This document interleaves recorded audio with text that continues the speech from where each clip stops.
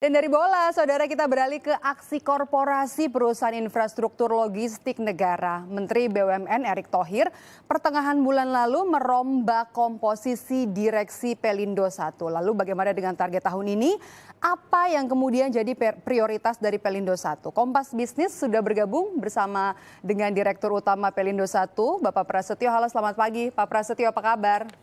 Selamat pagi, Oke. alhamdulillah kabar baik. Salam Oke, sehat. kabar baik ya, alhamdulillah Pak. Yang pertama, kami mengucapkan selamat dulu sudah mengemban tugas yang baru per 15 Maret lalu Pak. Jangka pendek dulu deh, rencana jangka pendek Anda sebagai Direktur Utama dan kemudian tugas apa yang diamanatkan kepada Anda dari Menteri BUMN?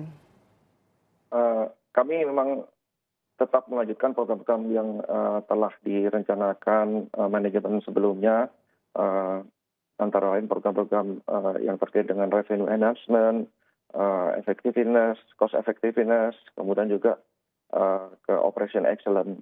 Dan selain itu kita juga melakukan percepatan-percepatan untuk program-program yang memang menjadi prioritas kami, salah satunya di Kuala Tanjung, itu Mbak. Oke, karena Bapak sudah menyinggung Kuala Tanjung nih, Pelabuhan Kuala Tanjung salah satu yang juga jadi fokus Pelindo 1. Apa saja kelebihan lokasi ini selain karena letaknya yang ada di Selat Malaka, jalurnya cukup strategis, kemudian jalur terpadat logistik di dunia? Ya, jadi Kuala Tanjung ini kan terletak di Pulau Sumatera. Kalau bagi saya sih Pulau Sumatera ini sebuah potensi yang mempunyai potensi yang sangat luar biasa. Sumatera ini raksasa yang tidur, karena lokasinya seperti Mbak sampaikan tadi, lokasinya ada di Selat Malaka, jalur logistik tersibuk di dunia, dan ini merupakan jalur traffic connectivity logistik menghubungkan antara Eropa, Amerika ke China, ke Asia. Nah ini tentunya harus dimanfaatkan potensi ini dengan kekuatan hinterland Pulau Sumatera yang begitu besar. Pulau Sumatera lebih besar dari Malaysia dengan 10 provinsi. Ini yang menjadi potensi yang sangat besar yang akan kami optimalkan dan kami percepat untuk optimalisasinya. Oke, Pak boleh diinformasikan kepada kami perbedaan kondisi Kuala Tanjung sebelum ada pandemi COVID-19 dan sesudah ada pandemi COVID-19? Baik, Kuala Tanjung ini beroperasi di pertengahan tahun 2019. Memang untuk sebuah bisnis infrastruktur itu starting pertama untuk operasi ini tidak terlalu besar ya untuk trafiknya, tetapi sebenarnya dibandingkan dengan 2020 trafik yang tercapai tahun ini sampai dengan Februari ini kita growth-nya cukup menggembirakan, Pak.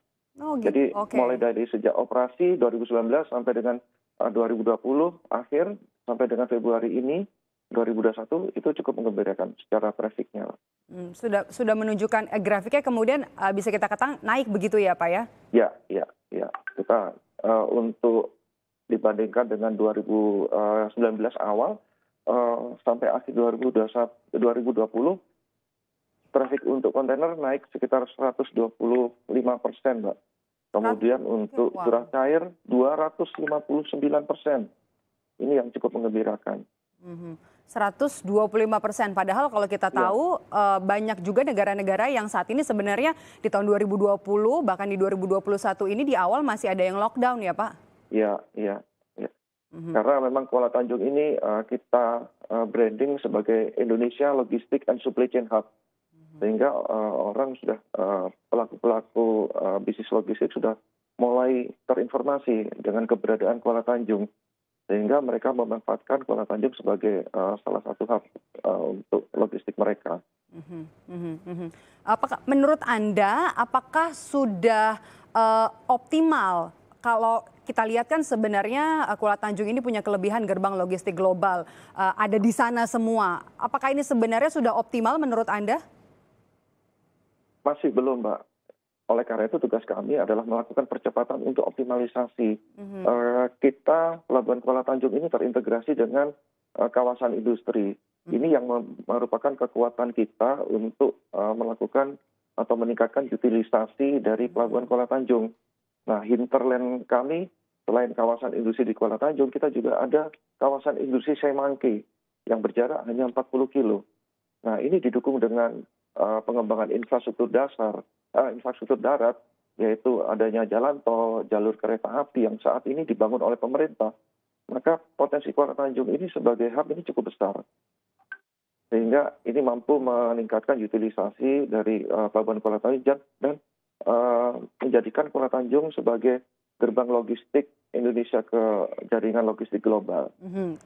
Ada nilai lebih di sana. Kemudian juga tadi Anda sempat mengatakan Pak Dirut soal integrasi di sana. Tapi kenapa Kuala Tanjung ini masih belum optimal dari kapasitas 600.000 TEUs, baru 78.000 TEUs atau sekitar baru 11% saja Pak yang bisa dimanfaatkan. Apa kendala terberatnya? Ya, sebenarnya kembali lagi bahwa infrastruktur atau bisnis infrastruktur ini adalah bisnis yang long term. Kita tanpa ada dukungan infrastruktur yang lain, seperti tadi saya sampaikan, tanpa ada dukungan jalan tol, kereta api, dan pengembangan kawasan industri, tentunya Kuala Tanjung ini tidak akan berkembang secara optimal. Nah, itulah yang akan tugas kami yang akan kami percepat, pengembangan kawasan industri, kemudian pemerintah dengan tugasnya yaitu mempercepat connectivity jalan tol, kemudian juga kereta api. Ini harapannya dengan connectivity yang lengkap, maka kita bisa bersaing dengan Malaysia. Kita tahu bahwa di Selat Malaka ini hampir 120.000 kapal per tahun. Nah, ini yang belum kita manfaatkan secara optimal.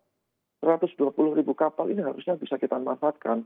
Katakanlah kita ada bunkering bisnis yang ada di Kuala Tanjung, maka kapal-kapal yang sejumlah 120.000 itu, katakanlah 30%-nya aja bunkering di tempat kita di Kuala Tanjung, itu sudah membuat kita happy.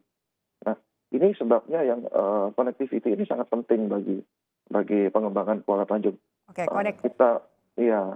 connectivity jadi penting Pak. Kemudian kalau kalau rencana dari Pelindo 1 sendiri untuk tantangan itu secara jangka pendek dan jangka panjang, apakah ada juga kemungkinan membutuhkan bantuan support Pelindo 1 misalnya pendanaan dari SWF mungkin?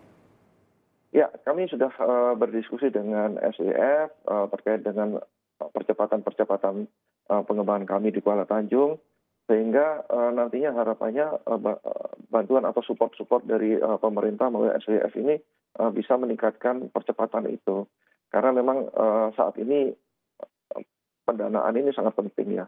Karena untuk pengembangan kawasan industri, untuk pengembangan hinterland yang ada di belakang Kuala Tanjung ini, itu sangat penting bagi kami.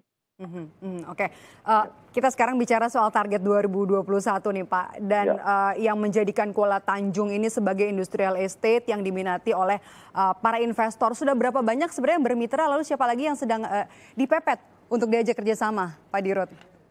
Ya, memang ada beberapa mitra strategis kami yang internasional, mitra strategik internasional yang terkait dengan bisnis logistik. Salah satunya adalah DHL Global Forwarding. Ini sudah ada MOU dengan kami. Rencananya memang nantinya DHL Global Forwarding ini akan menjadikan Kuala Tanjung ini sebagai hub logistik mereka. Nah, ini tentunya akan bisa meningkatkan utilisasi dari Kuala Tanjung ini. Kemudian juga ada beberapa mitra strategik kami dari Asia, kemudian dari internasional ini juga bisa meningkatkan dan meningkatkan percepatan optimalisasi dari Kuala Tanjung ini. Oke. Peningkatan optimalisasi dari Kuala Tanjung sebagai gerbang logistik dunia. Pak Dirut, nanti kita akan lanjutkan perbincangan ini usai jeda. Tetaplah bersama kami di Kompas Bisnis. Selamat pagi, Pak Prasetyo. Oke, kita sudah bergabung lagi ya Pak. Pak, tadi kan saya bicara dengan salah satu jurnalis Kompas TV yang ada di Stasiun Pasar Senen. Kita bicara soal liburan, kemudian juga adanya peningkatan penumpang seperti libur panjang dan juga nanti kalau ada mudik, meskipun juga sebenarnya mudik sudah dilarang. Pak, kalau di Kuala Tanjung sendiri apakah juga tersedia? Apakah ini juga pelabuhan untuk penumpang artinya? Di Pelabuhan Kuala Tanjung memang tidak ada untuk pelabuhan penumpang ya. Jadi itu khusus untuk barang. Utamanya kontainer dan juga curah cair. Karena kita lihat bahwa memang Sumatera ini sangat besar potensi untuk CPO-nya. Jadi memang harapannya Kuala Tanjung ini sebagai hub untuk CPO, untuk curah cair. Dan yang paling potensi lagi juga besar potensinya adalah kita akan menjadi hub untuk energi, itu oil and gas. Jadi gitu. Oil and gas, energi juga. Oke, Ya. kalau kita lihat kan di Sumatera Utara juga Pelindo juga punya pelabuhan Belawan. Kita tahu sama-sama. Nah, bagaimana dengan pengoptimalan pelabuhan ini jika ada Kuala Tanjung? Jadi begini, Kuala Tanjung dan Belawan ini memiliki hinterland yang berbeda. Kalau Kuala Tanjung ini ada kawasan industrinya di belakangnya, yaitu dengan luas 3.400. Kemudian juga ada Semangke dengan total luasan 2.100 hektar. Dan juga industri-industri yang dari Sumatera, dari Kuala Tanjung ke bawah, ke selatan. Tetapi kalau untuk di Belawan, ini hinterlandnya adalah dari Medan ke utara, Medan ke atas.